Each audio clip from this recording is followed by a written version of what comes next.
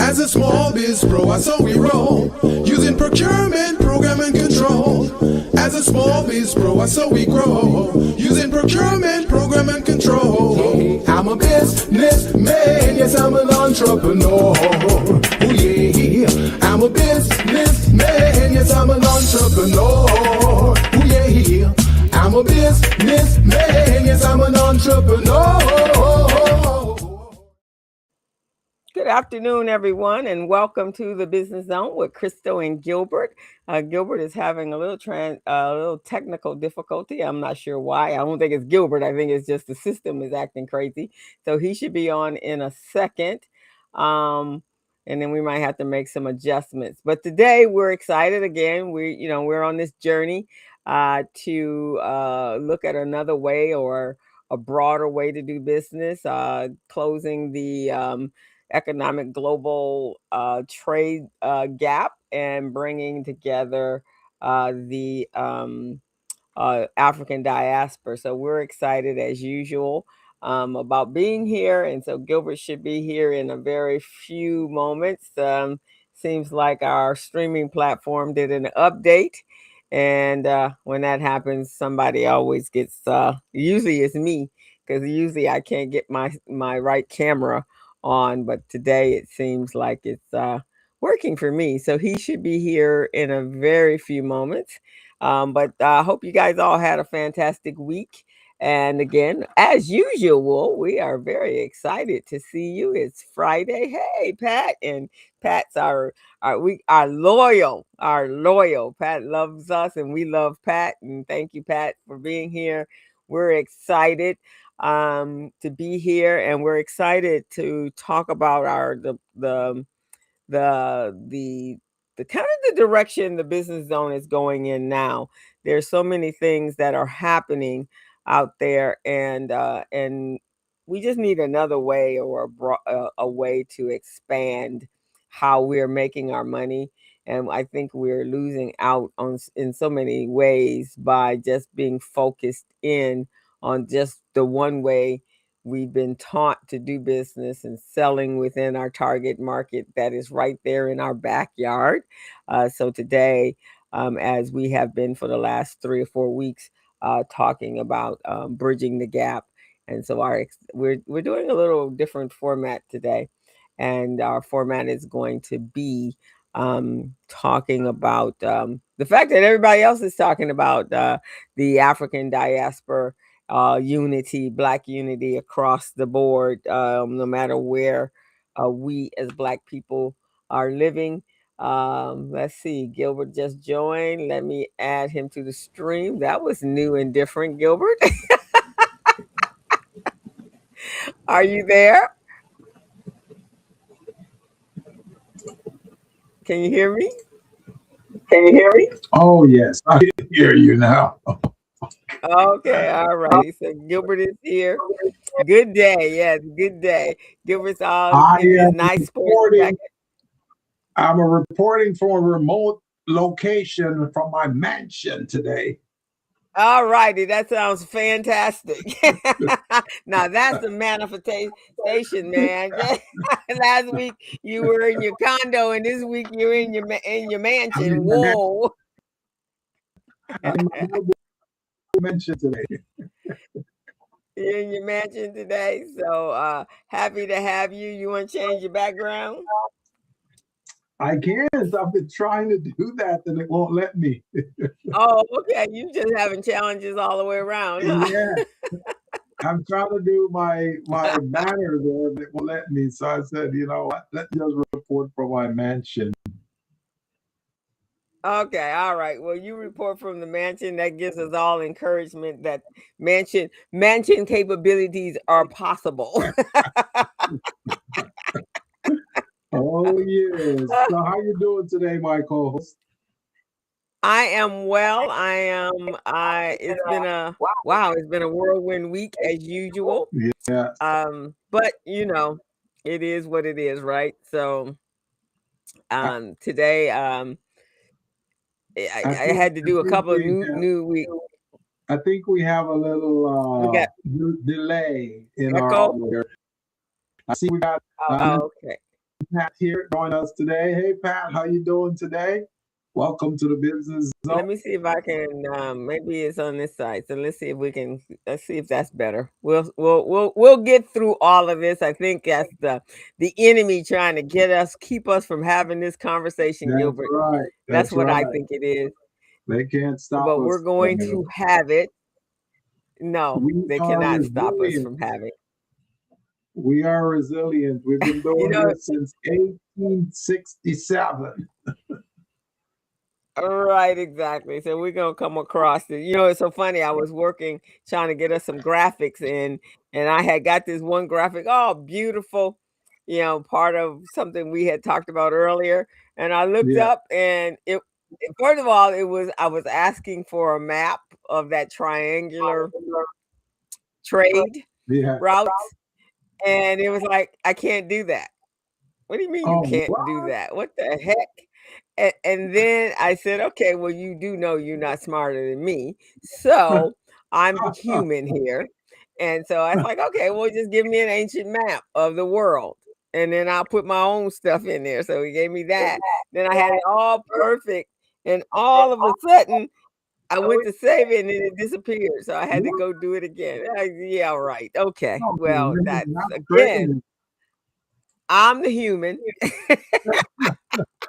That is crazy. I can't believe that. Right, exactly. So when adversity seems to jump in place every 10 minutes, that tells me that we're on the right track. So we just gonna keep forging on ahead, no matter what technical difficulties we have. That's right, man. So that's just the way that's the way we're gonna rock on this one. Oh, Let me see. I changed the speaker, so let me see if I can go back to my default a lot and see if that gets rid of it. okay. A little better. Let me see. Let me see what's going on. Yeah, I think that was a little better. The background? Yeah. You hear it? Yes, it's there. I hear some echo in the background. I don't know what's going on. Yeah, me too. I don't know what that is, but let's because we didn't have that, and I was trying a new speaker, but I mean a new microphone. So I'm gonna go back to what I've been using and see if that takes care of it. Okay, so Gilbert, how was your week?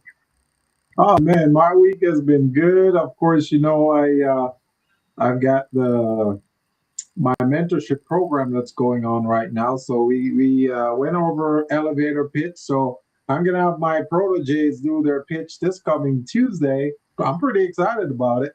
Can't wait to see how they incorporate the material and whatnot I presented to them, and so they can do their presentation. I have a very unique approach to my elevator pitch. I have an Okay. I have an XYZ approach and then a call to action, so that's pretty easy and simple for them. Oh, okay. Well, that's great because then a lot of people have a big challenge with the elevator pitch for whatever reason. Yeah. Well, first of all, they're not quite sure what they do, and Mhm. so a lot of times that means they try to put the whole kitchen sink in, Yeah. and when they do that, then they kind of stumble over what it is, and when they do narrow down that pitch to that 30 seconds, just enough, giving the person that you're speaking to just enough, or as an hors d'oeuvre, a bite of an hors d'oeuvre, a good Yeah. hors d'oeuvre, that Yes. they want more, and that's really all that elevator pitch is. Right. Right. Right. Yeah. So I'm yeah. excited, man. I can't wait. A couple of them have presented theirs to me already, so I kind of looked at it and helped them to fine tune it a little bit. So I know when they present, it's going to be really good. Oh, And I want to awesome. get them. I want to get them in that habit so they can start tweaking it as they go along. Okay, yeah, because that way it becomes second nature, and they Yeah. can just deliver it without much thought process. Right, Just say, right, this is what I do, and right. then if somebody's interested, then you can elaborate. Because like us, where we have like me. Let me clarify. Like me, where I got multiple wear multiple hats in the business world. I it would take days for us to get up and down. We'd have to go up and down the elevator like 19 times before you really Right. got to know everything that I did. So I just kind of do an overall. Um, I support, I advocate, and I help my businesses create operational foundations for their business. I noticed my image is not on the screen. You see that? It's frozen. It's frozen. Holy Lord. Yeah. I don't know what's going on over here, man. And it could be that there's a number of people I know this week that I've met with that were having outages for their internet. Uh, so maybe your area or surrounding area is having some. Uh, I can hear you fine. Yeah, my camera is on too, so I don't know what's going on. Yeah, But for some reason, your some reason this is working slowly right now. I don't know if it's because I'm a guest right now. I'm on the guest link, but this is Can you see any of the other aspects of the product? I mean, of the program? Can you see how? Can you control anything, or are you truly in as the guest? well, I can let's try to click on something else. Let's see what's going on. Yeah, I'm seeing some other apps here and I can get in on them. So I really don't know what's going on here. Okay, so you can get in on the captions and the QR code and all that sort of stuff. Oh, Yeah, the, the back part. you mean the QR code for the restream? Uh-huh.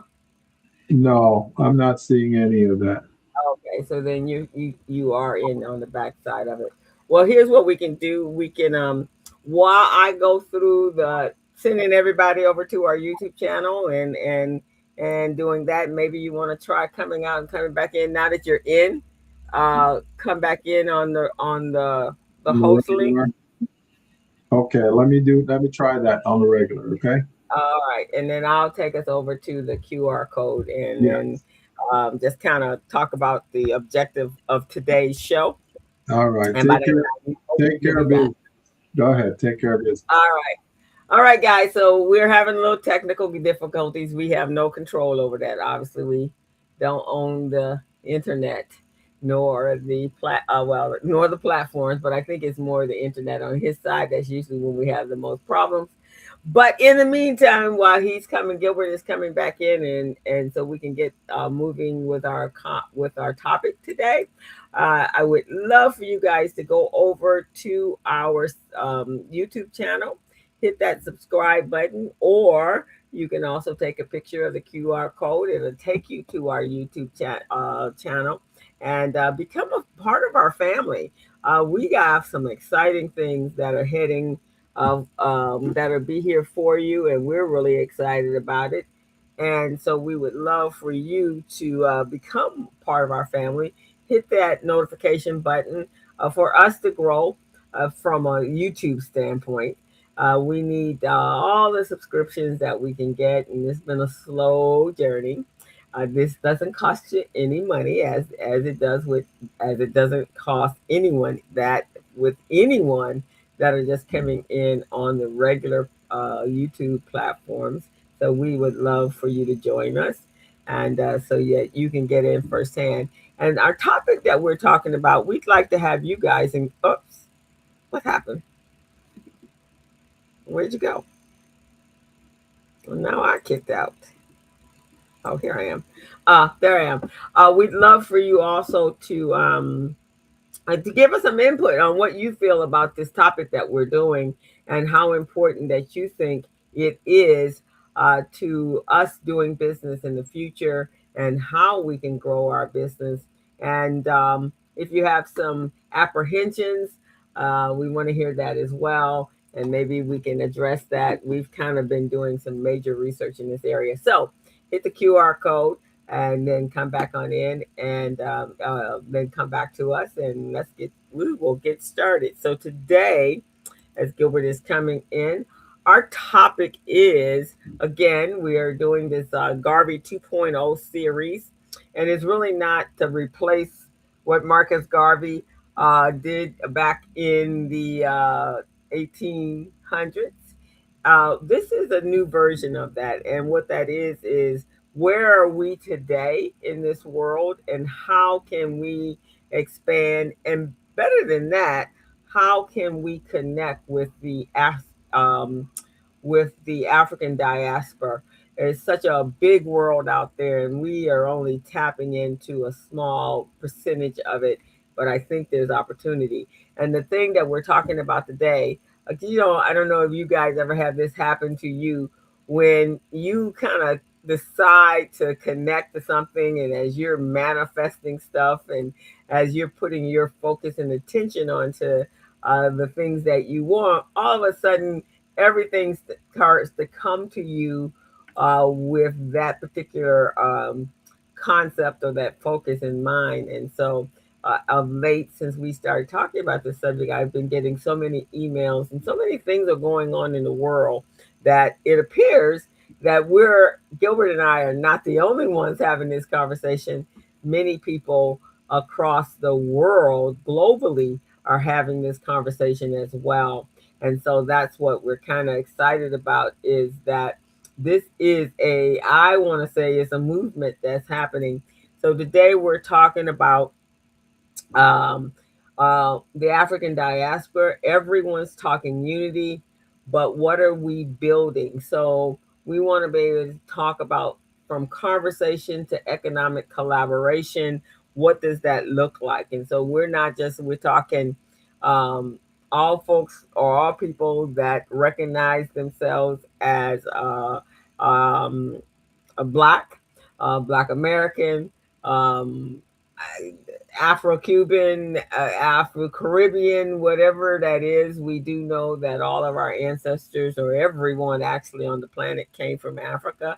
But those of us that had ancestors that were part of the slave trade, the transatlantic slave trade. We're the third, most of us are the third generation, some of us are the fourth generation. And so that's what I'm talking about. We being able to connect and do business together, and also be able to connect with our ancestry and our the history of who we are.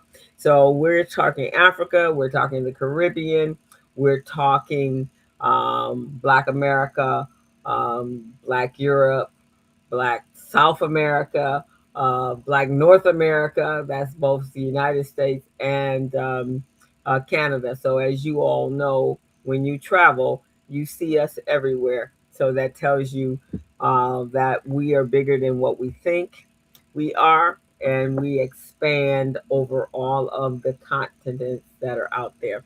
And so, now the question is, how do we do business with the entire all the continents, not just here in the city or the country that we live in? So that's what today's conversation is. We're going to ask a simple but challenging question to you. If Africa, the Caribbean, Black America, and the wider African diaspora agree that greater unity is necessary, what are we actually doing to build it? And so, of course, this is not a simple conversation, but a cultural unity that we're talking about. We just are at a time that we all need to come together. But first, we have to take care of us, and then we can expand to the whole world. This is not exclusion of anyone. At the present moment, it is a unity that is needed to take place amongst a population of people who feel that they're separated by continent, so therefore they're separated from the culture of which we all came from. So what we're talking about on a different level, though, is it's about trade, it's about investment, it's about ownership, it's about building networks, And it's about utilizing institutions that are already there in order to make that happen. So we want to welcome you to another edition of the Business Zone. I'm Crystal Mitchell, and as always, I'm joined by my partner and co-host Gilbert Buchanan. We've been on the air for now 10 years. We're excited about that. In fact, July 8th was our 10th year anniversary. We didn't make a big deal about it, but that's we've been doing this for a while, and hopefully we've been bringing you some valuable information that you've been able to utilize if you've listened to our podcast. And we both are business coaches, and we give you our best here on this platform, as well as when you are actually engaging with us in the real life environments that we do business in. And so we want to thank you for joining us. So over the past several weeks, we've been having this incredible conversation through our Garvey 2.0 series about the Caribbean, about global trade, entrepreneurship, and building stronger economic relationships throughout the African diaspora. And so something interesting started happening, as I said, over the last couple of days, since since the last couple of weeks since we started this. And we started noticing that we're not the only ones having this conversation. Everywhere we look, people are talking about Africa, and they're talking about the Caribbean. There are actually conferences going on. They're talking about Black America. They're talking about the African diaspora. And so increasingly, we're hearing one word being spoken, and that one word is unity. And so I think it's that time that we should be coming together to work together, um, and to do business together, to connect together, and to support each other. I don't know how many of you guys, and we've spoken about it a number of times. I'm giving Gilbert time enough to come in a number of times. I am the co-director of Recycling Black Dollars, and that organization has been in existence for about 30 years and 35 years, I think, at this point. And the one thing that we've always supported and promoted was the connecting and the unity of us as Black people, and being able to take our dollars and recycle them back into our community so we can build more successful businesses. We can hire our own people. We can actually increase our wealth, and we can prepare our families for a successful future, especially our children. We can invest in our own school, in our schools where our kids go to school. We can invest in our churches where most of us spend a great deal of our time. We can invest in um, owning property, that's ownership, and we can invest in networking and just being a better support of our people. And so that's really what we're talking about, but we're talking about it now on a global level. And so I guess hopefully you guys will, you're feeling the same way, but you just don't know how to go about making that happen. And so that's what we're talking about. Gilbert is still trying to come in, I think. Maybe he had to shut his computer down and come all the way in. So I'm going to have to carry on for the both of us right at the present moment until he comes to join the conversation. So um, it's pretty significant, I think, this conversation. And if you guys start looking and doing some searching on YouTube, you too will see that this is not a conversation that just he and I are having or a few people are having. No, this is becoming a conversation that many people are having. So we're hearing it from other podcasters. We're also hearing it from other business leaders. We're hearing it from governments. We're hearing it from financial institutions, and we're hearing it from people throughout Africa and the Caribbean. It seems to be a growing recognition that people of African descent around the world have enormous resources, which we know, enormous talent, which we know because we represent that here in our own country, an enormous consumer power. We definitely know that, right? Because the community, the African American community, Black community in America, our consumer power is a small nation. 2 point, we're almost, I think we're at 1.8 or 1.9 trillion dollars in consumer spending power.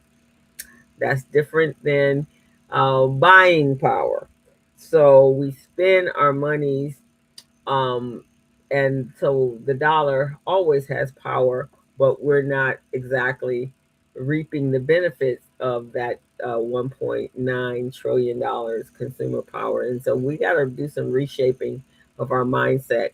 And we also have enormous entrepreneurial potential, and but much of that power that we all have is disconnected, and so that's why we need to really become intentional about the movement that is happening, and we need to be in on it, right? You can't have a movement and the main people that's supposed to be in it are not in it. So that's what we're doing. So if this resonates with you, please put it in the chat from wherever you're watching. We are streaming live on YouTube. We're streaming live on LinkedIn right now.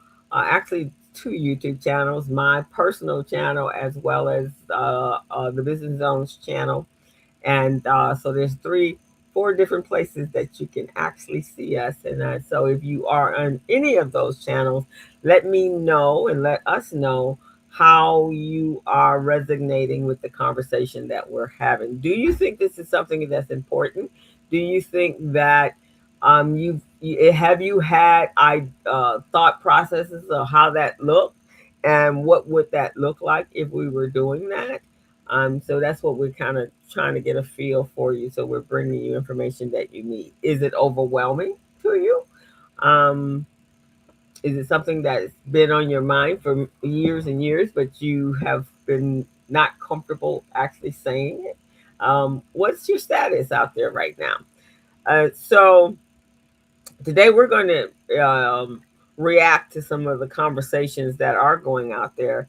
We're going to do it a little differently. You guys have seen reaction videos out there all over the internet. That's pretty much what everybody does. But we're not here to say we're in agreement. We're going to ask, what are we going to do about it? Because there always has to be an action. We can talk about this, and we have talked about this for years, but what are we doing about it? Are we just going to talk about it? Or are we actually going to do something about that? And so, Unity sounds fantastic, but from my perspective, I've been with urban with recycling back dollars for many, many, many years, and I always wondered why we didn't spend our dollars in our own community. So when I first got involved with Recycling Black Dollars, I kind of did my own research to find out why we were lacking in that area. And so basically, what I found was a lot of us we have businesses, but we're not necessarily growing businesses. Our businesses are not structured so that we can scale, that we can hire our own. We usually are majority, about 80% of our businesses are solopreneurs. And so one thing that I have found in my area of expertise is accounting and the financial structure of a business. In the early part of my career, I did accounting and bookkeeping for as every business. Actually, it didn't matter whether you were small, micro, growing. I have some clients that are nonprofits. I have some clients that are actually trading publicly traded companies. So it doesn't really matter. But in certain cases, you have no choice but to maintain an effective, a solid financial structure.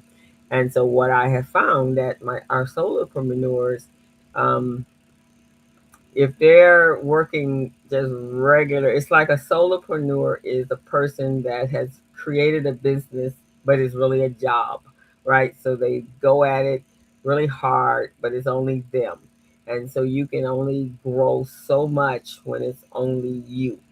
and that's you would be working 24/7, and that's what I've seen. Business owners that work 24/7 just to clear to grow six figures. To net six figures is utterly impossible for a solo entrepreneur. You are working day and night. You're never taking time for vacation. Uh, uh, Still not collecting. Okay, so just come back in. Come back in on the visitor. So Gilbert is still trying to get in. Visitor guest link.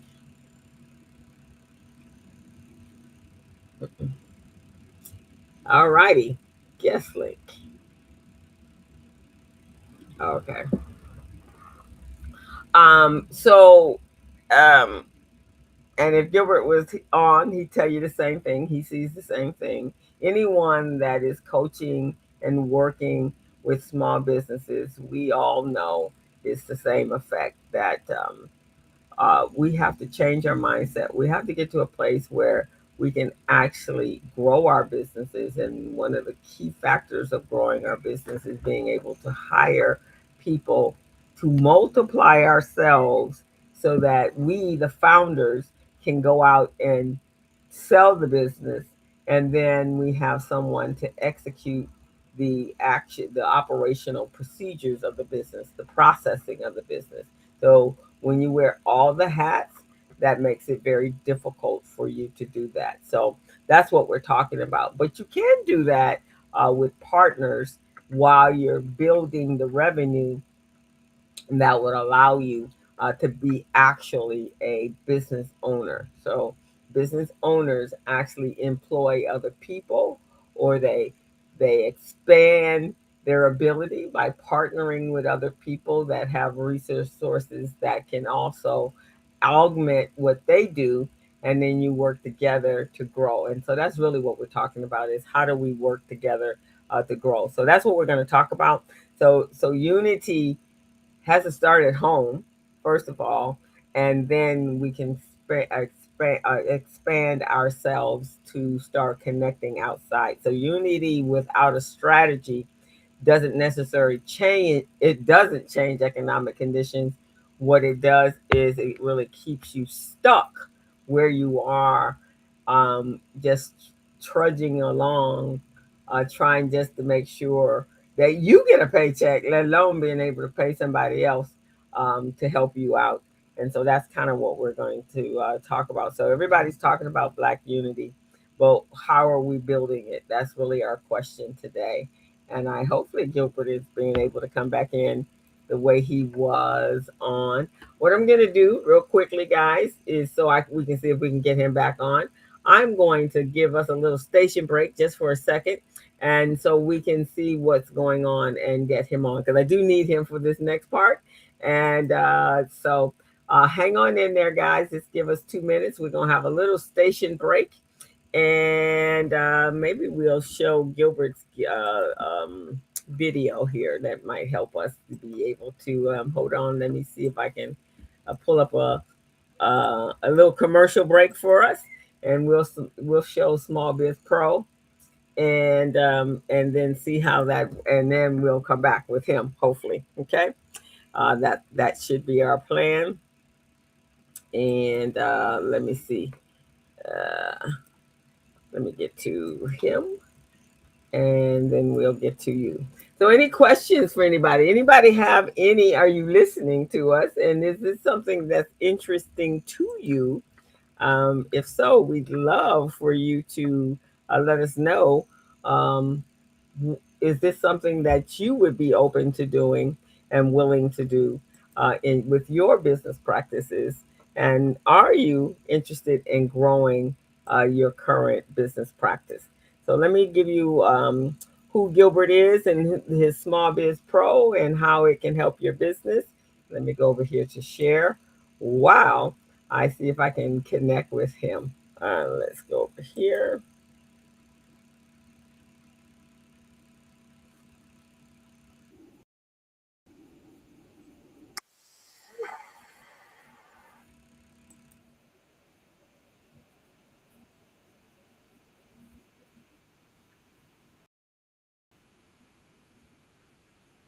University business management, technical support, coaching, and compliance firm is here to help you. Buchanan and Associates possesses core competencies in small business paperwork and government compliance, back office management and business support, business infrastructure and organizational development, light rail transportation program management, assisting small businesses in packaging and submitting their minority, woman-owned, and disadvantaged business enterprise certifications. We even match you up with contract opportunities. Buchanan and Associates has delivered more than 7,500 hours of training to subcontractors by preparing them to become business ready, contract ready, and bank loan ready with the ability to quickly access key documents in seconds. Buchanan and Associates help subcontractors accurately prepare, manage, and submit certified payroll, contract compliance, and labor compliance reports to primes so that they can get paid on time without delays. If you need to meet your disadvantaged business or small business enterprise participation goals, Buchanan and Associates can help you. If you need a qualified and experienced firm to oversee your subcontractors so that you can successfully complete your projects, Buchanan and Associates can help you. We help all businesses organize and set up their company the right way so that they can formally pursue contracts. Buchanan and Associates has assisted subcontractors and primes secure more than $90 million in contract awards. What are you waiting for? Contact Buchanan and Associates today, the small business paramedic. Go to www.thebuchanangroup.net and begin saving now.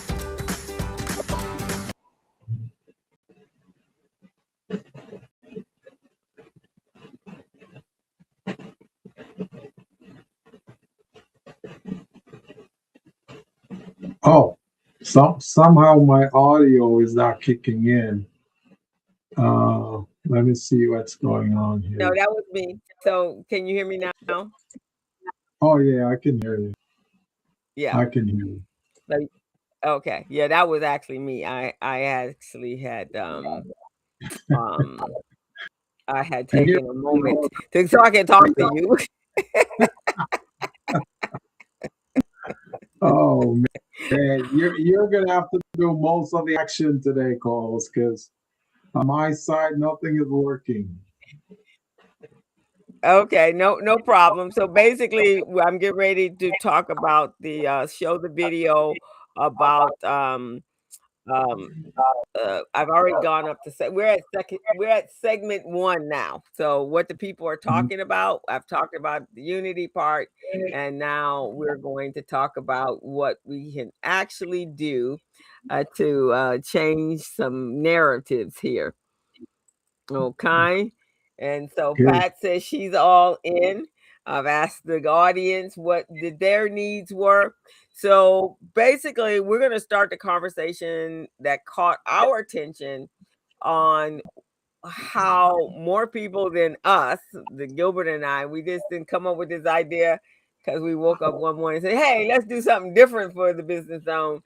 We did it because we actually saw that there were needs and there are conversations that are going on about that. So I'm going to share with you guys a video from a podcast called My People.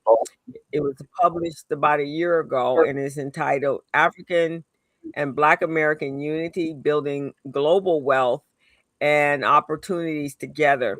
So the premise that he has is pretty much similar to what Gilbert and I are talking about, but it's pretty powerful. Africa possesses a tremendous natural resources, as we all know, human capital, emerging industries, and entrepreneurial talents, which we also know because we came from that continent and we know what we have. Our abilities are just phenomenal when we put everything we have to applying ourselves. In fact, I've always said we can make something out of nothing. And I've seen it with my family. I'm sure Gilbert has seen it with his family. As we all know, Gilbert is from the Caribbean and Jamaica. And so, he sees his world how he sees it. And then I see my world how I grew up and the people that was part of my helping me grow up to be the person I am. So Americans possess enormous consumer power, professional expertise, businesses. We all have. There must be over 900,000 solopreneur businesses in the United States alone. We have investment capital. We see that happening. We have institutional knowledge. We're highly educated. This group of Black folks right now are probably the most educated people on the planet. And we have access to one of the world's largest marketplaces. So the question becomes, what happens if we were to connect all of those strengths? And so I'm going to share this video, and then Gilbert and I are going to have the conversation about this, our reaction to it. And Gilbert has some incredible things to talk about as well. Let's see what happens to, hold on, let me find out what happened to my video. Hold on one second. Let me video. Today is just one of those days where technology is acting up. It's just fighting us on every aspect that it has, but that's all right. We are not going to let it. You know, it plays into what we're doing here, though, because since the beginning of time, we've been, behind the 8 ball, and we came out victorious. We came up with millions of inventions, so it's not going to stop us today. It certainly is not. So you guys just have to bear with us in the technology. So I'm going to share this video right here, and you guys, Gilbert and I will have some interaction, and hopefully you will have comments on it as well. So as soon as it powers itself up, then we will get to go. Gilbert, I just think you may have to. Seems like we have that problem that when we're both talking. As a race, we are uniquely made. Our struggle seems to. Hold on. Okay. Be the same. Our challenges seems to be the same. Let me see. It's not let me share all the way.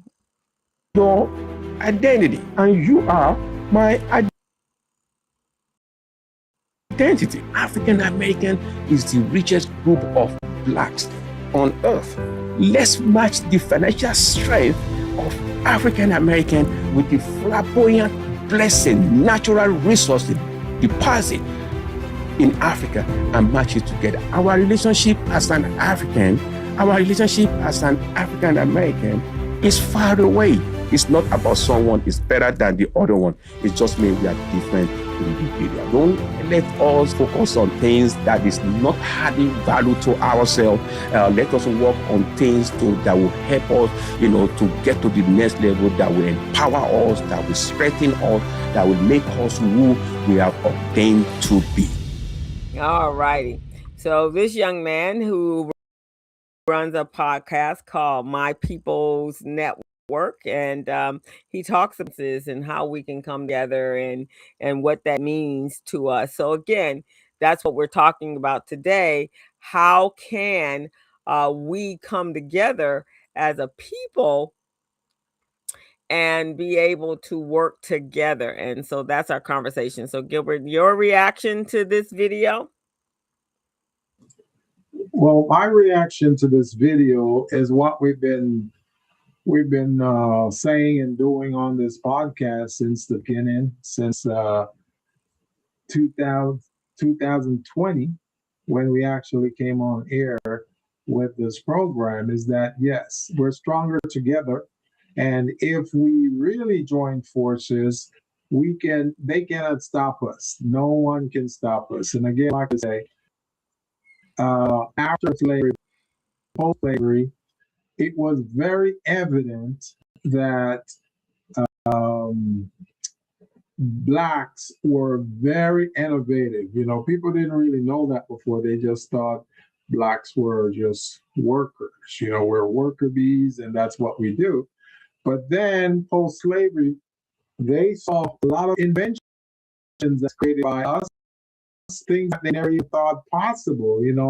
Yeah, they had those little elevators, and the doors would close, and people would get in there, and sometimes people were trying to get in, and the door would squeeze them together, and creating a safety hazard. And it was one African American, one black person who said, "You know what? I'm going to use my engineering skills, my homegrown engineering skills, to solve this safety problem." And he put a sensor in between the doors of the elevator. So when someone approaches the elevator, it will stay open. The door would stay open so people can get in safely. And once they get in and they're away from the sensor, it will close the door safely and then move on to its desired location. So that was done by us, the African American. And then there's so many other inventions that were created post slavery as well. So I know with those types of inventions, innovations, and entrepreneurial ventures, we can continue to do the same.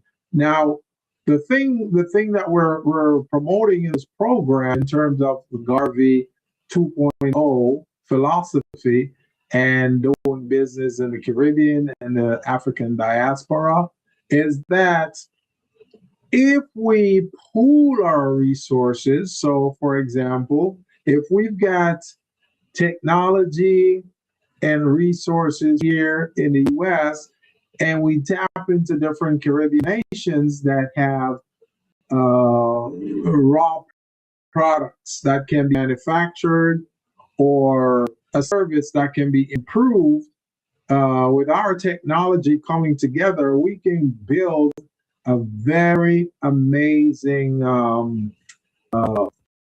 production system. And that's what that's what that gentleman is talking about on that video, about how the African Americans and the Africans can work together to improve things in the marketplace. And that's how we see it. That's what we're doing here. And I'd love to hear your input on this, co-host. What do you think about that?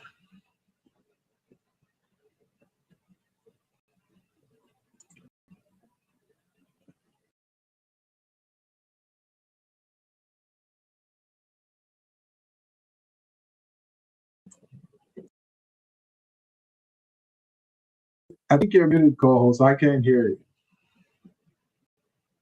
I'm sorry. Yes, I agree with you, Gilbert. And I also think with we have cultural similarities. You guys, let's take you from Jamaica and us from America, right? So we might use different seasoning, but we're eating the same neck bones, right? We're still eating the same short ribs. We're still eating the same. Where did that come from, right? It's not like it's a whole different kind of meat that none of us have never heard about, right? We're eating chicken. You guys just put a different twist to it with the spices, right? And probably closer to the continent spices than we use, because our assimilation were from European, Irish, and Scottish, but nevertheless, we're eating basically the same thing that you're eating. We just don't spice it up the way you guys spice it up. The same thing with Africans. They eat the same. You're eating the same thing they're eating, right? That's true. Right? Exactly. My girlfriend, my best friend from Cuba, and there are things that she eats that's just like ours. It just doesn't have the Cuban flair to it. That's all I can see is the difference. Our historical relationships are the same. We all came in on a ship, and we were deposited across the diaspora, where all of us from anywhere that there was land between Africa and America, everybody got deposited depending on what ship you come from. Politically, the relationships may be different, but nevertheless, they're leaders in everybody's country. So that is, we consume music. I know the basis of reggae is the basis of African music, and the basis of American black music, which is soul, all came from the same place. Am I correct? That's So correct. we're celebrating things, we're celebrating fashion, we're doing that. But what do you think is the reason why? Because we talked about this earlier today. What is the reason you think we already have not connected together? And most of us know why, but we were talking about something that was intentionally done to make sure that one entity benefited from off the backs of all of our people, no matter where we happen to be stationed around the world. Well, it's amazing that you mentioned that, co-host. There is a video that I want to upload the link in our chat so the viewers can check it out. There's a white lady who tapped into chat GPT to say, hey, I hear about black folks and how ingenious they are. Are they really ingenious? And tell me about that race of people. What's their contribution to the world? And they got a very, very educational response to that. It was told that blacks are very innovative, very strong-willed. They're all about winning, and anything that they enter into, if they're not winning, then they're taking a dominant approach to it. And it was just amazing, her reaction. She said, wow, I did not know this. This is not things that people told us. And then they try a different approach, and the results were very similar. They're saying, black people are embedded that developed and created a lot of things in the society, not just the US, but in the world.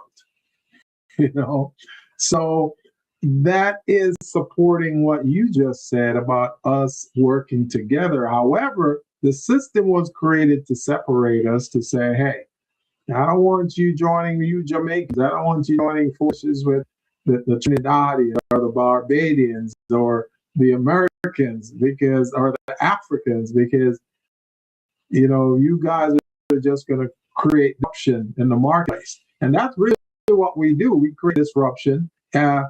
What I'm saying is not self-aggrandization. And that means I'm patting myself on the shoulder. I'm saying this because it's true. It's been proven that we are put in situations and we thrive. We make things happen. So by keeping us apart, building a system to keep us apart, then they were hoping that they would never have that strong force, that strong unification. And that's what they did with Garvey back in the 1920s, when he was doing the Garvey movement, where he's trying to galvanize blacks all over the world. Even though he had 6 million, and that's the part that was scary to them, he had 6 million supporters around the world. And they saw how he was galvanizing things, making blacks trade among themselves, do business among themselves. He had ships. He had 7 ships that he would ship and transport goods and services to different nations. And they did not like that because they couldn't control the system. So it's the same thing here right now in today's marketplace, where they're coming up with all kinds of systems. They're creating a lot of rumors that this group is not as good as that group, make it like a competition.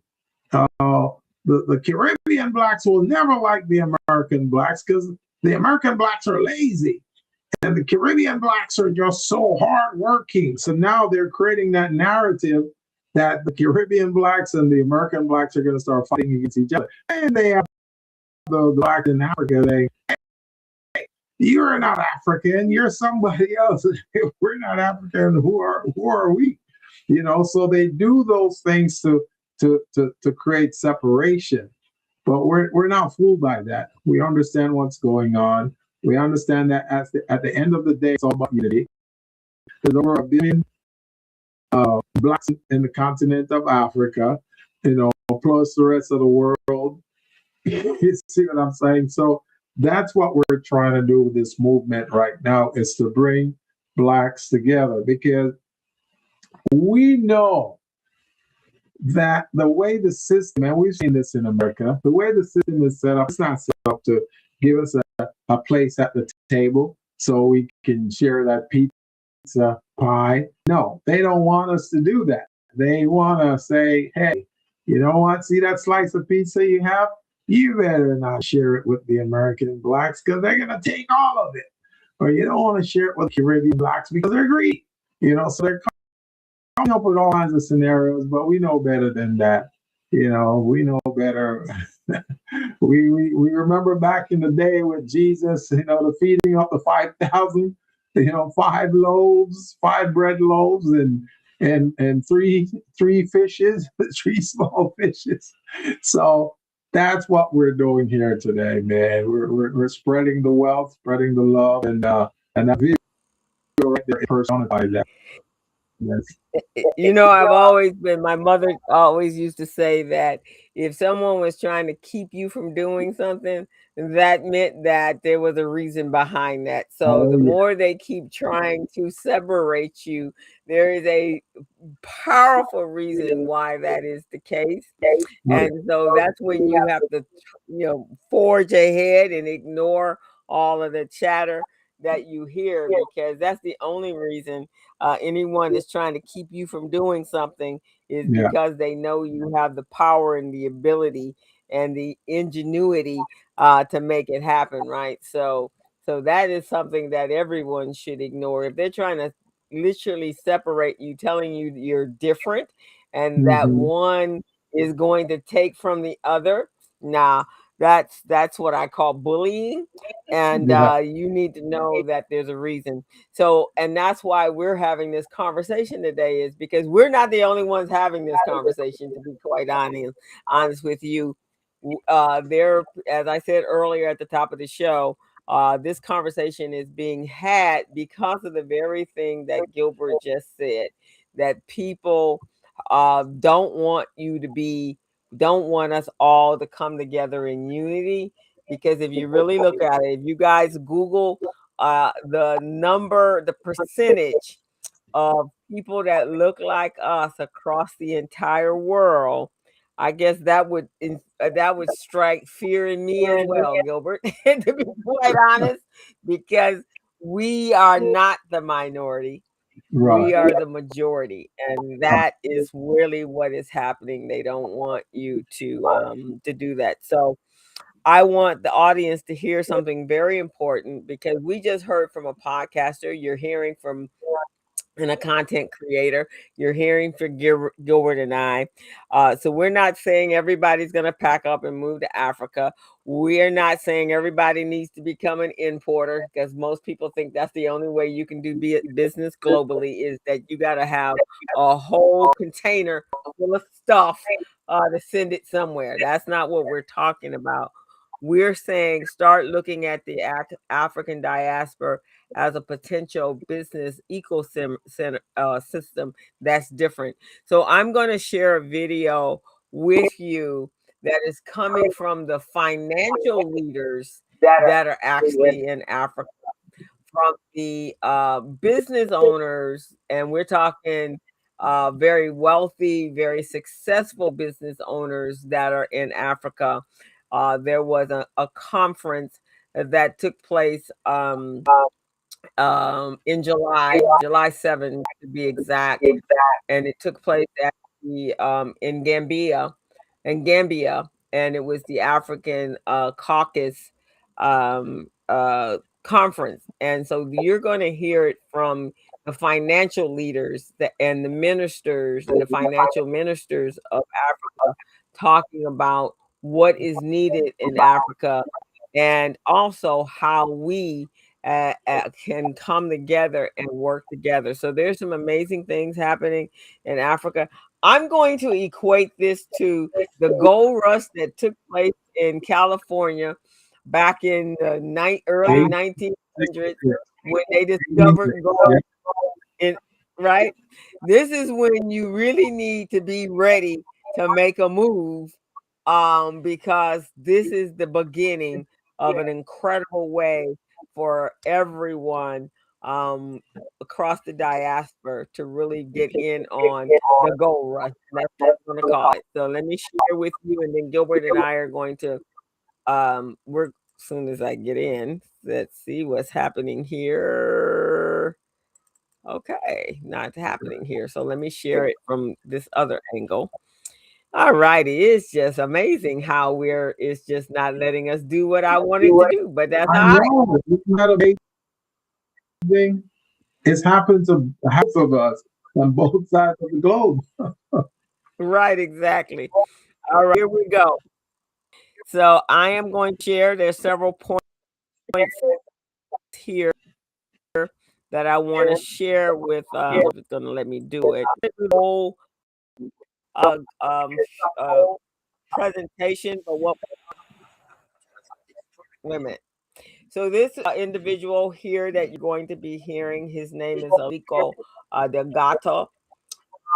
He is a major business owner and of petroleum. Actually, anything that in the continent of Africa is probably sold by his country, but he is a leader in his country, and he is at this African caucus with all of the financial gurus and ministers talking about Africa and how Africa's potential in economy.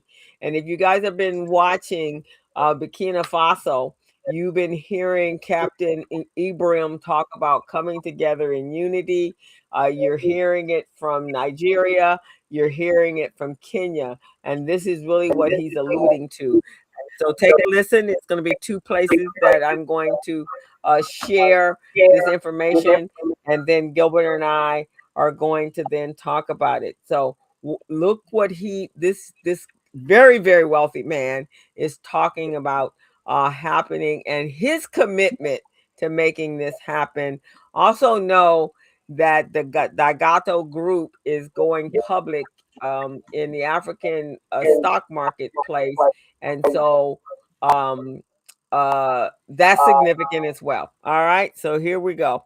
Let me play this part, and then we're gonna stop a minute, and there's gonna be a little interlude, and then there's going to be another conversation from him. But here we go. Being the bridge between resources and abundance of prosperity. It converts labor into productive employment. It transforms commodities into value-added products. It deepens domestic capital formation. It broadens the tax base. It fosters innovation. And ultimately, it creates a middle class that underpins social stability and political resilience. Now, this, in my opinion, is the most important part of the entire speech. Because Dangote begins with a statement that sounds so obvious that most people would simply nod and move on. But if you really think about it, it's revolutionary. He says, no country in modern economic history has achieved high income status without industrialization. Not one. And then he names names. Not Britain, not Germany, not the United States, not China, Japan, not even Bangladesh. Every single country that has lifted millions of people out of poverty have. Not by exporting raw materials, not by relying on foreign aid, not by hoping that someone else would build their economy. They built industries. My people, I want you to really sit with that for a moment. Yeah. Because this isn't just Dangote giving an opinion, right? He's pointing to one of the clearest patterns in modern economic history. Every wealthy nation was once a developing nation. I think every one of them had to answer the same question that Africa is asking today. How do we create lasting prosperity? And despite their different cultures, political systems, and histories, they all arrived at essentially the same answer. They transformed what they produced. They stopped exporting raw materials and started exporting finished products. They created factories. They built supply chains. They developed engineering capacity. They created millions of productive jobs. In other words, they industrialized. That's an important distinction because Dangote isn't saying that natural resources make countries rich.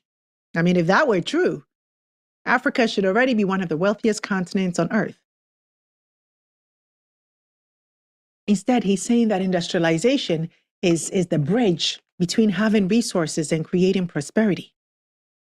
Now think about cocoa, right? Cocoa is valuable, but chocolate is worth far more. Crude oil has value. Gasoline, diesel, plastic, and petrochemicals create exponentially more economic activity. Lithium is valuable, but batteries, electric vehicles, and advanced manufacturing create far greater wealth. The real money isn't in digging resources out of the ground. It's in what you do with them after they're extracted.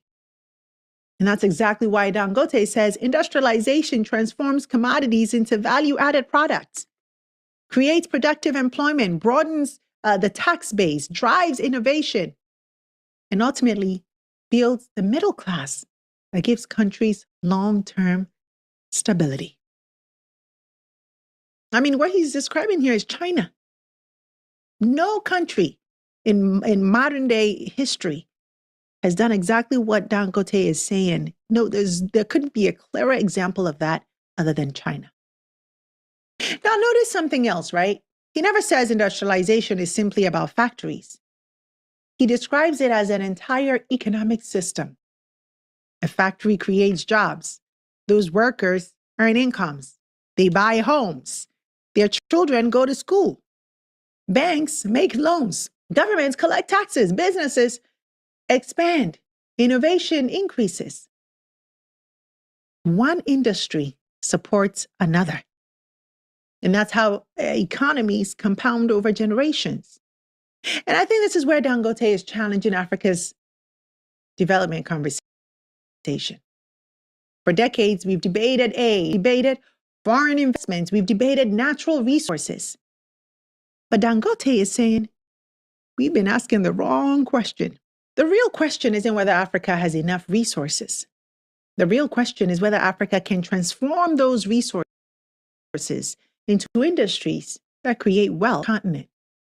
Because history, he argues, has already given us the answer. Every nation that became rich industrialized. His challenge is simple. Why should Africa believe that it can become the exception, the first exception? Let's keep going. Africa accounts for almost about 18% of the world's population, possesses approximately 30% of the global minerals, nearly 60% uncultivated arable land, substantial hydrocarbon resources, and a youthful labor force projected to exceed 1 billion people by 2050. 2050, distinguished ladies, excellencies, distinguished ladies and gentlemen, is only 24 years from now. So it's not a really long time. When you say 2050, people really think it will never come. No, it's just 24 years from now. So, however, Africa remains the least industrialized region of the world, despite possessing nearly every ingredient necessary for industrial success, and more so, our contribution to global manufacturing value added remains below 2%. Manufacturing contributes barely 10 to 11% of Africa's GDP, compared with over 25% in East Asia.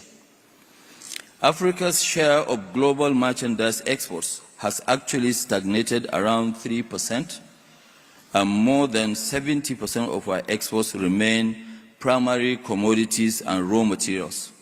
The continent loses about $40 to $50 billion annually by exporting raw commodities that are processed elsewhere, before being sold back to African consumers at a very, very exorbitant higher prices. These statistics have actually been our signpost for decades. It explains why many African economies continue to experience cycle of growth without structural transformation.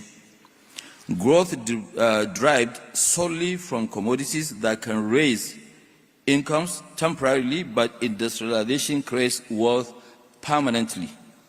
It is therefore my conviction that industrialization should not be viewed as one component of Africa's development strategy. It should be recognized as the central organizing framework around which microeconomic policies, trade arrangements, infrastructure investment, educational system, and financial markets are aligned. Industrialization matters more today than ever before. The global economy is entering a period characterized by fragmentation, heightened geopolitical tensions, increasing competition for productive capacity. Global supply chains are being redesigned. Countries are seeking resilience and regional diversification, and the energy transition in creating unprecedented demand for critical minerals. Let's stop it right there. And we're going to now, Gilbert and I are going to have this conversation. So as you can see that Gilbert and I talked earlier. Gilbert talked about the triangular roots.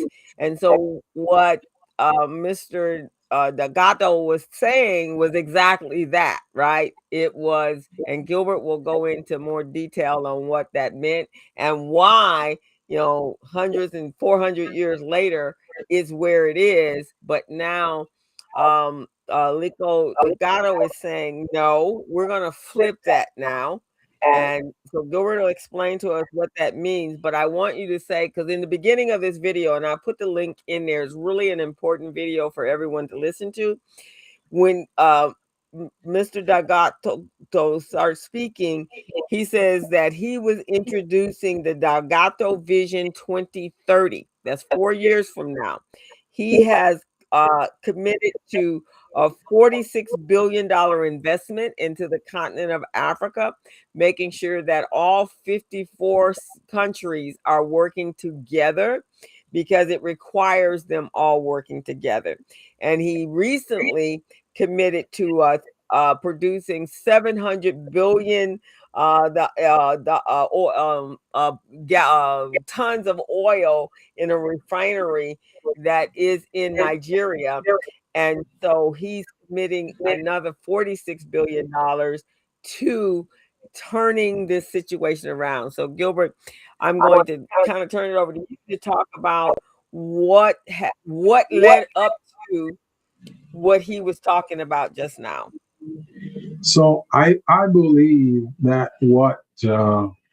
Dangote is saying is really inspirational and great foresight. Now, we've seen before, over 400 years ago, how Europe has used what they call the triangular trade to send their manufactured products to Africa, and then they exchange that with the folks there, with the opportunity to enslave our folks and then ship them to the Americas and the Caribbean, and that's why they call that route the triangular trade. because you got Europe to Africa to the Americas and the Caribbean. So it forms a triangle in the transportation pattern. Now that we know that pattern, that system was used in a negative way as far as human capital was concerned. They abused the labor force. They abused the human in terms of starving people, killing people, treating them horribly, enslaving them, and then having them work on plantations in the Americas and the Caribbean to produce resources that they return that they return to Europe and they make billions of. So what we're trying to do here, and in listening to Mr. Dangote, we're taking a different approach. We're not just going to follow their triangular transportation approach. However, what we'll do this to me would be like triangular 2.0, which would be more like business opportunity trading system. So the 54 African nations that he talked about, they're going to be doing intertrade among themselves, utilizing the natural resources that they have, which is oil, diamond, gold, lithium, and other resources that is found in the soil there. Now, what we're trying to do is to get that to be expanded to the Caribbean nations so that different Caribbean nations who have different resources can exchange. They can do trade in terms of growth, economic growth, and that ecosystem that he talks about is really what will be produced, an ecosystem that can support communities, supporting families, and make this thing work. So we are located here in the Americas. We got the small businesses here. We like our small businesses to do trade with Caribbean nations as well as the 54 African nations. And that will form what I call a new triangular system, a new triangular ecosystem that will help many businesses. And we don't have to depend on, the usual suspects to provide us any opportunities. We can definitely have, our African diaspora and the Caribbean diaspora to produce those things. And, I've done some research, guys, and I've found that since 1866, which is a year after they officially claimed that slavery was emancipated, since 1866, there's been at least 26 different Black inventions that's been used throughout the whole world right now. Not talking about just America or just the Caribbean. I'm talking the world. So we've got the refrigerator, we've got the fountain pen, and we've got a few, the traffic lights, and a few others that's been used around the world. That's Black innovation. So folks are saying that we can't work together. Yes, we can. So these countries that are producing certain materials, like Jamaica, we produce aluminum, and aluminum that's processed into, actually, we produce bauxite, and the bauxite is processed into alumina, and then it gets further processed into aluminum, which makes a lot of things. It makes the body of a car, pots and pans, the traffic light, the framework, the metal framework of the traffic light that's made from aluminum. So all of those things are things that we can intertrade. We can do business in that ecosystem. So I see how this vision that he has will help this new, what I call the triangular business opportunity ecosystem, and we can provide growth there. We can exclude the ones who are telling us that we should fight against each other and we're no good and we shouldn't allow the other group uh, to talk to us or do business with us. We're not doing that anymore. We are forming alliances so we can grow, we can build communities, we can build families, we can build wealth and grow. So that's really what that is, co-host. Exactly. And so unity means that we have to learn to trust one another. And as Gilbert had spoken earlier, that we can't listen to the outside influence because they're trying to keep you from being together, basically, right?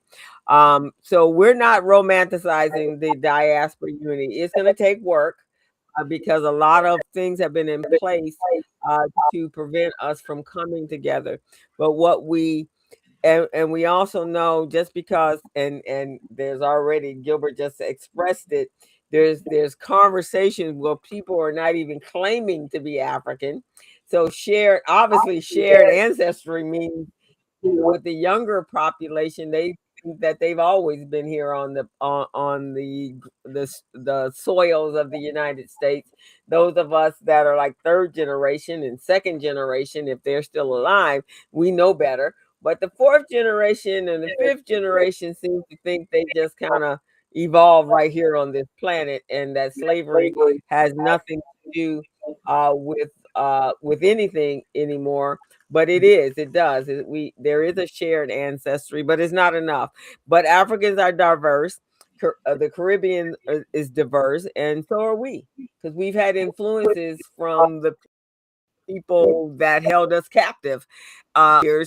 And then Africa itself has had its own here's my perspective, Gilbert. And when I went to Egypt, and that is in Africa, so there's even controversy whether or not Egypt is in Africa.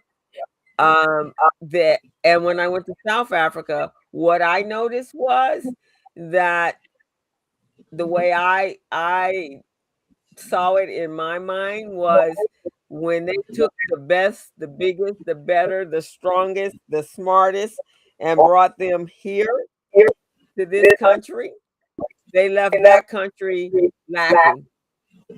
And I can see it. I saw it. I was in South Africa. I mean, in Cape Town, you can see the difference. You can see the damage way before apartheid, and which is why probably apartheid was possible to happen. You can see it anywhere you've gone, where the European or the American influence has created war-torn countries, territories, specifically to make sure they kept the people on the continent of Africa marginalized, as well as how the 450 years of 400 years here in America, they've kept us marginalized. I would imagine the same thing was in Jamaica and the other Caribbean islands as well. So because we seem to stay in our own communities, we forget in our own countries, we don't know what the devastation was across the continent for all the people that look like us. But nevertheless, we, based upon that, we have learned to not trust each other's. So the things that we need to do is to create trust. We need to be able to come together with competencies and quality. We have to be reliable, and transparent, and we have to do our due diligence so that we can come together to create an economic interest. Now, is that going to be easy? No, that's not going to be easy, and it's not going to happen overnight. Mr. Gadagata has put a 4-year period for 2030. That's his vision. And I think we can have that vision as well. 24, if what is happening in the United States has taken place in 2 years, I think we can do a whole lot in 4, in my opinion. So, Gilbert, you laid that out. And so now what we're talking about, guys, is we're flipping this triangle, where now we're going to eliminate this last one here, and we're going to take the raw goods and build it all in one place, and then What will happen here, we're no longer enslaved. We now possess some talents and skills, and we're now going to do a relationship going the other way, working with the continent, working with the Caribbean islands that are right there, and then they will have to buy finished product from us. How about that? And also, also co-host, the way in which the original triangular trade operated, it was one dimensional. So it went one way from Europe to Africa, and one way from Africa to the Americas and the Caribbean, and then back to Europe. What we're doing here, we're doing it two directional, where we're making it go from the Caribbean, from the Americas to the Caribbean, from the Caribbean to Africa, back to the Caribbean, back to the Americas where the small businesses are located. And this business opportunity, triangular uh, business opportunity, is going to be more for small businesses. It's not going to be for the big, the big fat cats. It's not going to be for them, because we know those guys, they keep stepping on our necks, and they don't want to allow us the freedom to do transactional businesses with different nations, African nations or Caribbean nations. So that was a different approach than the previous triangular trade, and I want folks to know the difference in that. It's like it's two-way. It's not going to be a one-directional system. So it's going, Africa, Caribbean, in the Caribbean to Africa, and Caribbean to the Americas, Americas to the Caribbean, and then Africa, the Americas to Africa and back and forth. So that's how we're doing it. Our triangular business opportunity system is going to be structured differently than the previous colonizers. Awesome. So now that what we're looking at, that conversation that was being had at the African Caucus, which was in July 7th of 2026. So now the institutions are speaking, right? So the conversation moves to another level. This was a huge event that took place in Gambia. It brought, as I said earlier, it brought together the African finance ministers, the central bank governors, the policymakers, developmental institutions, and business leaders came together. This wasn't a social media conversation. These were people involved in discussions and decisions about capital, infrastructure, monetary policies, investment, development, is industrialization, and Africa's economic future. And so that's a different conversation than what has been had. And so they were literally talking about, how do we move this needle? But we know we can only move this needle from an infrastructural standpoint, and it has to be from industrialization, because if, as he called out earlier, industrialization is how America became wealthy, is how Russia had became wealthy at one point, and it definitely is the movement that China has done in the last 15 years. It has become the industrial giant in the world. And right now, what you're seeing is the demise or the diminish of America being the industrial giant, and China now is the industrial giant. And now he's talking about Africa becoming the so now the industrial giant, because that's the only way it happens. You got to be able to create industry in order to create wealth.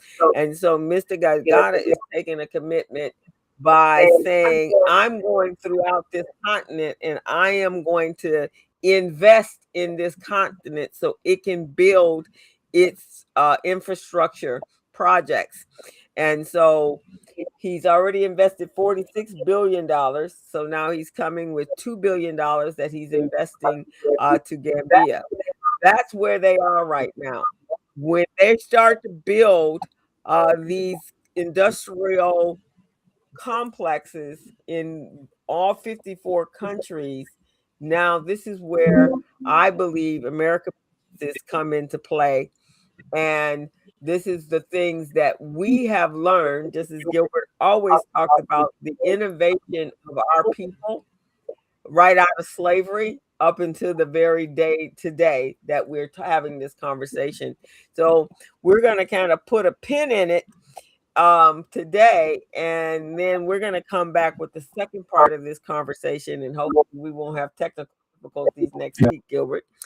Now we're going to go conversation to capital to infrastructure, and I think that's where we're going to start next week on how we go about that, and then so you can see the strategy, because I think that's what we are. Would you not agree, Gilbert? Yes. We're into unity, strategy, capital. Where do we fit in helping with the infrastructure, and then commerce?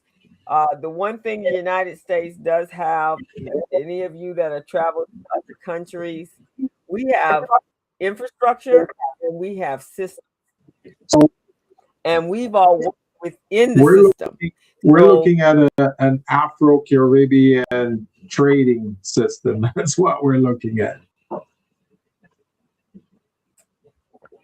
Exactly. So, so guys, we're going to kind of put a pin in it today, because there's still so much more we're going to talk about.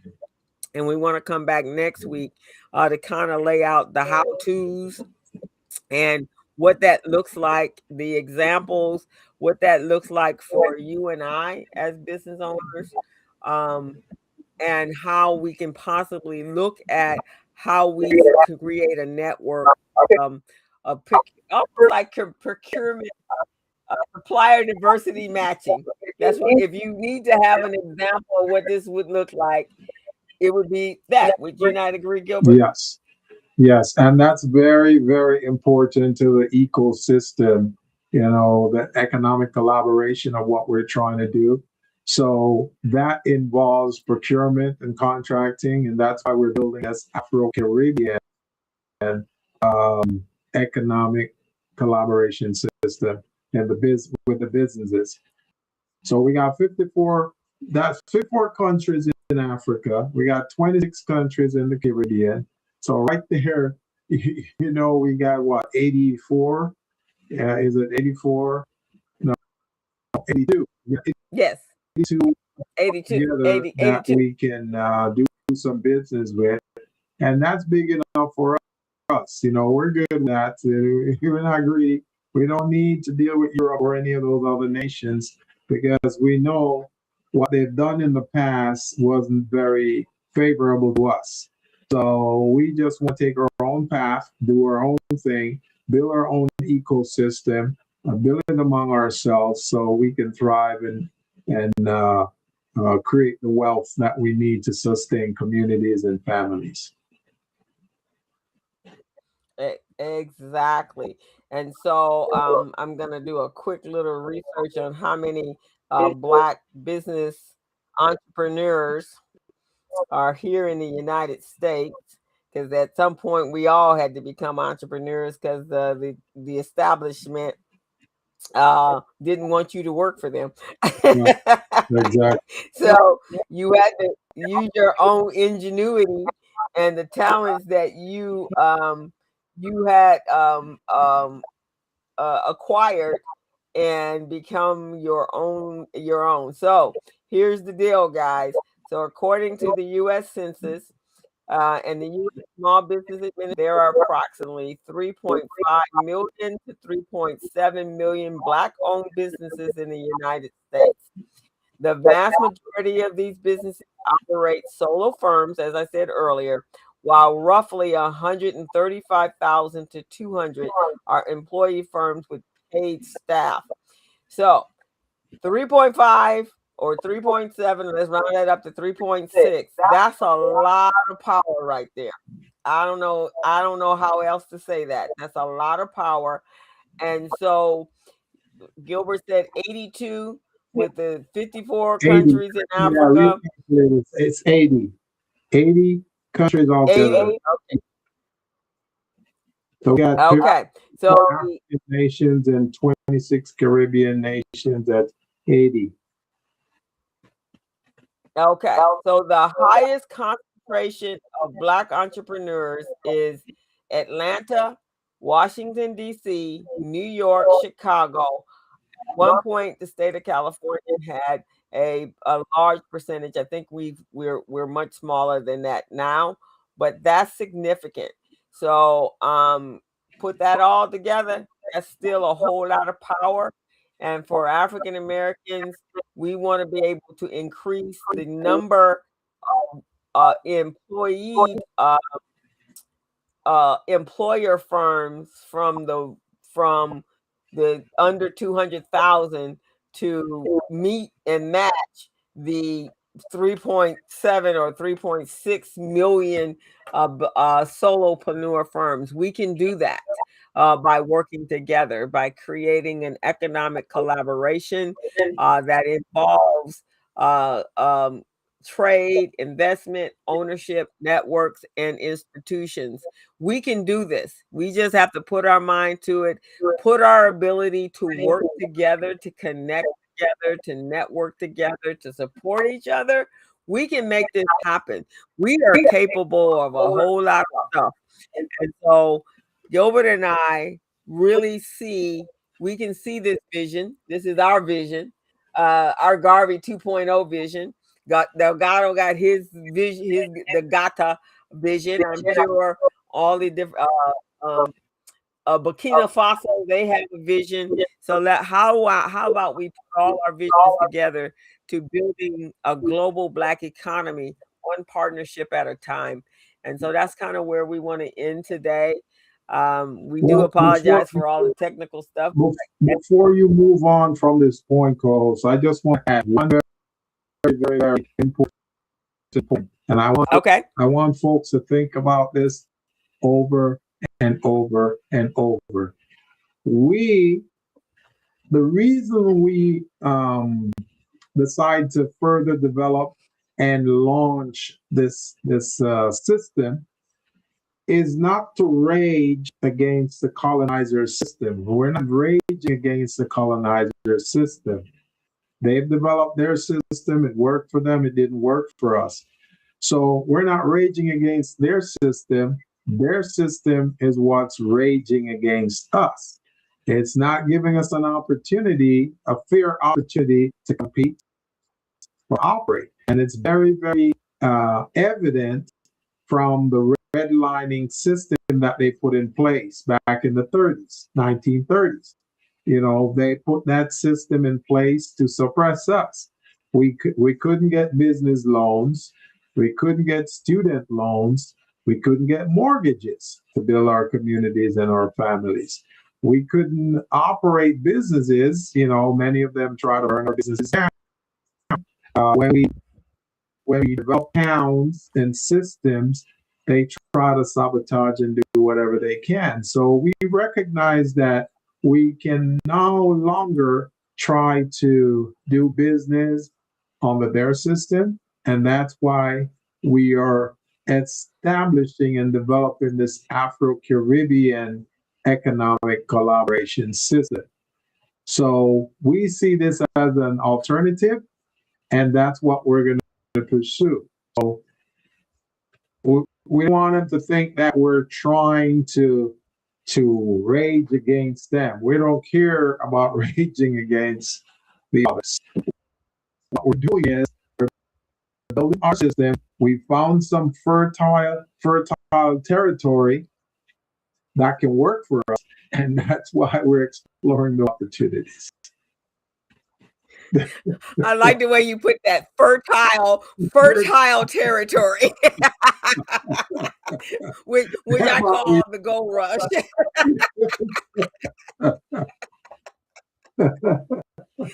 Right. It has nothing to do with anybody else but us, right, at this present point. That's Because where I we know, are. I know How I can do hear it now. I can hear it now. I can hear them saying, "Well, you guys are trying to create hate. You're trying to create division. We're not creating any division. We're creating unification over here. We just want our folks to start looking at alternative areas of opportunities, which is the fertile soil that's out there that's not being, properly developed."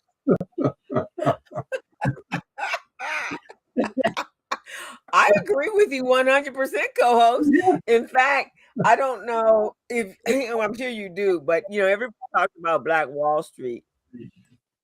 yeah, exactly. What everybody doesn't talk about is how the Black Wall Street actually came about. And that came about was because the guy that founded it, I think his name was Hurley Brown.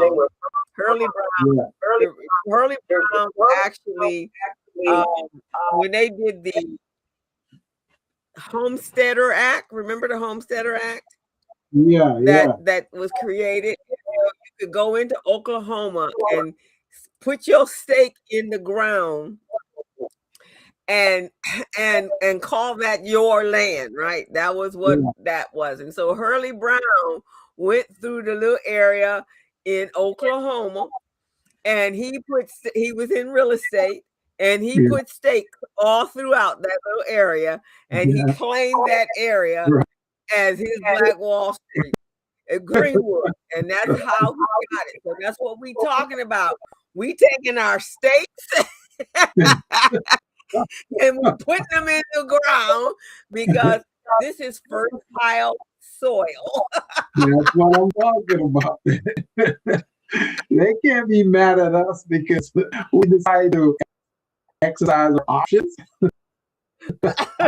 Exactly. That's part. Gurley Brown, I think that's what his name was. Oh yeah, Gurley. I think it was Gurley Brown. Whatever it was, that's what he did. He put his stake in the ground. Gurley Brown. Gurley Brown. So we putting our stake in the ground for that fertile soil. We claiming our gold mine, and it got nothing to do with anybody else. We ain't displaying hate with anybody else. We just saying there's a certain population of people that are very similar in a lot. Exactly. And we decided this is our crew. That's all we doing, our crew, and we want to go forward with our crew in the same manner. That's all we saying. So if you guys have found this, exactly. Don't be taking it and twisting it upside down because it's not.